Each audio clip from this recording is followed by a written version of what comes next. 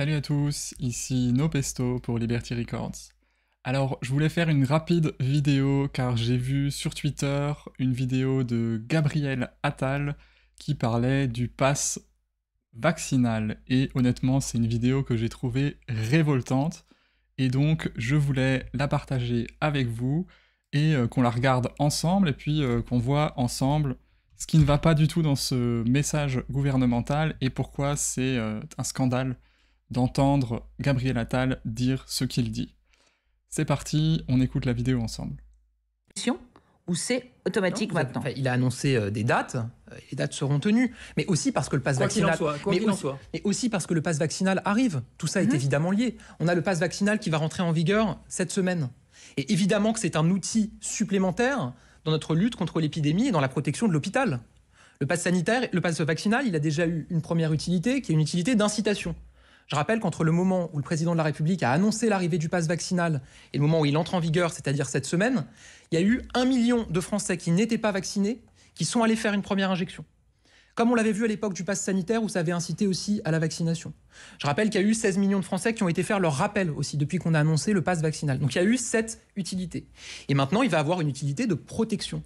Parce que la réalité, c'est qu'on sait que quand on est vacciné, qu'on n'est pas dans une situation où on est très immunodéprimé, on n'a quasiment aucun risque de se retrouver en réanimation quand on attrape le Covid. Et donc, qu'est-ce qu'on dit avec le pass vaccinal? On dit que pour fréquenter des lieux où on sait qu'il peut y avoir davantage de risques d'être contaminé, parce qu'on enlève le masque, parce qu'on mange, parce qu'on est très nombreux, ne pourront y aller que les personnes qui sont vaccinées. Et donc, ça nous permet aussi d'assouplir des restrictions qui existaient dans ces lieux, notamment les mesures de jauge qui avaient été prises ou les mesures d'interdiction de consommation dans les trains, etc. Le fait que nous ayons le pass vaccinal qui arrive nous permet de garantir que ne fréquenteront ces lieux que des personnes qui sont parfaitement protégées grâce à la vaccination contre des formes graves du virus. François Fressoz. L'école a été le... Alors, je sais pas si vous avez remarqué toutes les conneries qui ont été dites pendant cette discussion, et du coup, je vais y revenir petit à petit. Alors, on démarre l'interview avec... Ou c'est automatique maintenant. Il a annoncé des dates, les dates seront tenues. Alors déjà, il a annoncé des dates, les dates seront tenues, comme si c'était évident que le gouvernement tenait ses engagements, alors qu'aujourd'hui, tout le monde sait que le gouvernement est un menteur, que les politiciens au gouvernement sont des fourbes pathologiques. On rappelle quand même qu'au départ, le pass sanitaire n'était prévu que pour quelques mois, et au final, les dates d'arrêt ont été repoussées sans cesse, et aujourd'hui, cette dérive totalitaire a mené à ce qu'on le retrouve aujourd'hui, donc en pire, qui est le pass vaccinal, et qu'on devrait en fait d'ailleurs plutôt appeler une autorisation de vivre normalement, ou encore une permission de sortie de cette prison à ciel ouvert que le gouvernement Macron a construit. Alors ensuite, dans la suite... Mais aussi parce que le pass vaccinal... Mais aussi parce que le pass vaccinal arrive. Tout ça est évidemment lié. On a le pass vaccinal qui va rentrer en vigueur cette semaine. Et évidemment que c'est un outil supplémentaire dans notre lutte contre l'épidémie et dans la protection de l'hôpital. Alors là, il dit que le pass vaccinal est un outil supplémentaire dans la protection de l'hôpital. Moi, je suis pas du tout d'accord avec ça. Je rappelle que le pass vaccinal est quand même responsable du renvoi et de la persécution de plus de 15 000 personnels hospitaliers et soignants, donc qui ont été suspendus sans salaire pendant des mois, ou qui ont même été renvoyés pour certains, des cabinets aussi de généralistes qui ne peuvent plus faire leur métier, et donc ça aggrave évidemment la situation de l'hôpital. Il y aura aussi des effets sur le long terme. Moi je suis sûr que ça va aussi briser beaucoup de vocations de soignants d'avoir vu ce qui s'est passé entre le gouvernement et les soignants. Alors on poursuit. Le pass sanitaire, le pass vaccinal, il a déjà eu une première utilité qui est une utilité d'incitation.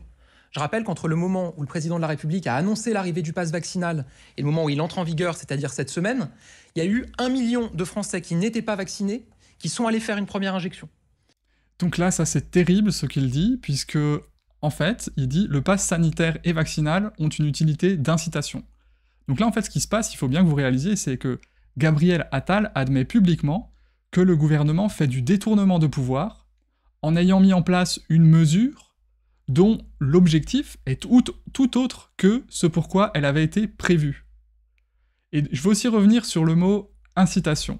Alors, quand vous persécutez les gens qui ne font pas une chose, quand vous les privez de leurs revenus, quand vous les privez de leur interaction sociale, ça n'est pas une incitation. C'est une extorsion de consentement, c'est une vaccination mafieuse qui est faite sous la pression et la contrainte, qui est subie suite à un chantage à la liberté. Et on a donc bien, comme il le dit, 1 million de Français supplémentaires qui sont aujourd'hui donc victimes de ce chantage. Comme on l'avait vu à l'époque du pass sanitaire où ça avait incité aussi à la vaccination. Je rappelle qu'il y a eu 16 millions de Français qui ont été faire leur rappel aussi depuis qu'on a annoncé le pass vaccinal. Donc il y a eu cette utilité. Et maintenant, il va avoir une utilité de protection. Parce que la réalité, c'est qu'on sait que quand on est vacciné, et qu'on n'est pas dans une situation où on est très immunodéprimé, on n'a quasiment aucun risque de se retrouver en réanimation quand on attrape le Covid. Et donc, qu'est-ce qu'on dit avec le pass vaccinal? On dit que pour fréquenter des lieux où on sait qu'il peut y avoir davantage de risques d'être contaminé, parce qu'on enlève le masque, parce qu'on mange, parce qu'on est très nombreux, ne pourront y aller que les personnes qui sont vaccinées.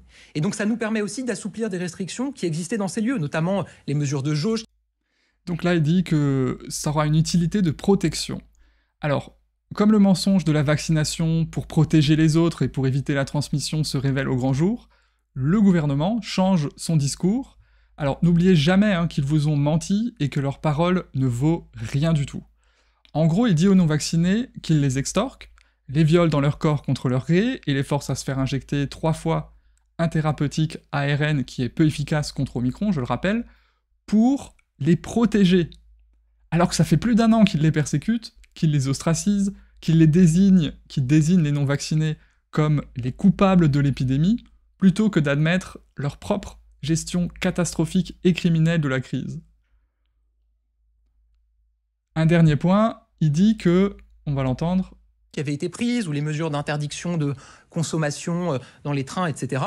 Le fait que nous ayons le pass vaccinal qui arrive nous permet de garantir que ne fréquenteront ces lieux que des personnes qui sont parfaitement protégées grâce à la vaccination contre des formes graves du virus.